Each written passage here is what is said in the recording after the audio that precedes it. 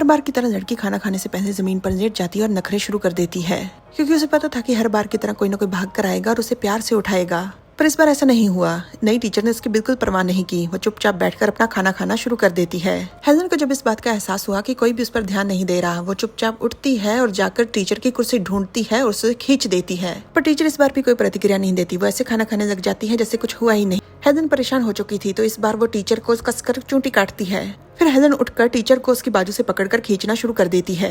इस बार टीचर प्रतिक्रिया देती है और उसका हाथ झटककर उसके हाथ पर एक चांटा मारती है। हेलन को गुस्सा आ जाता है। उसके साथ ऐसा पहली बार हुआ था, तो वो टीचर के मुंह पर चांटा मारती है। टीचर भी उसे वापस मारती है। हेलन फिर टीचर को मारती है। हर बार टीचर हेलन को वापस चांटा मारती है। टीचर हेलन को समझाना चाहती थी कि समस्या का हल मार पिटाई नहीं हो सकता। आखिरकार दर्द ने हेलन को होश में ला दिया। वो हाथ तो उठाती है पर टीचर को मारती नहीं। वो खुद ही खुद को गले लगाकर दर्द को कम करती है और जाकर डाइनिंग टेबल की कुर्सियों को छूती है। तब उसे एहसास होता है कि उसके माता पिता यहाँ पर नहीं है, वो चले गए। हेलन घबराकर दरवाजे के पास जाती है ताकि वो बाहर निकल सके। दरवाजा बंद था। टीचर उसे पकड़कर वापस कुर्सी पर जाकर बिठा देती है, पर हेलन डाइनिंग टेबल के नीचे से भाग जाती है। पर टीचर उसे फिर से पकड़कर जाकर बिठा देती है। वो बार बार भागती, टीचर उसे फिर से पकड़कर जाकर कुर्सी पर बिठा देती। ये चूहे बिल्ली का खेल आखिरकार खत्म हो जाता है जब हेलन पूरी तरह से थक जाती है और कुर्सी पर बैठ जाती है। टीचर मौके का फायदा उठाती है और हेलन को सिखाती है कि चम्मच से कैसे खाना खाया जाता है। पर हेलन तो हमेशा से अपने हाथ से खाना खाती आ रही थी। उसके लिए चम्मच, कांटा, छुरी मायने नहीं रखते थे। हेलन जंगली की तरह चीखती है, चिल्लाती है, अपने पैर पटकती है। टीचर फिर से खाने की प्लेट भरकर जाती है और दोबारा से हेलन को चम्मच से खिलाने की संयम से कोशिश करना शुरू कर देती है।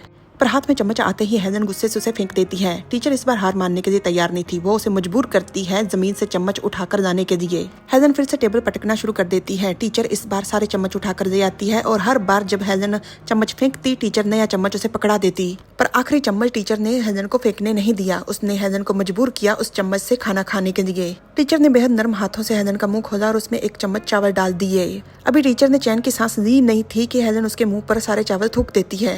हेलन अपनी जीत की खुशी मना ही रही थी कि टीचर उसके मुंह पर पानी की बाल्टी दे मारती है और उसकी गलतफहमी धो के रख देती है। ये युद्ध पूरे 2 घंटों के लिए चलता है। हेलन दरवाजा खोलकर अपनी माँ के गले लग जाती है। उसकी माँ परेशान होकर पूछती है कि ये सब क्या है।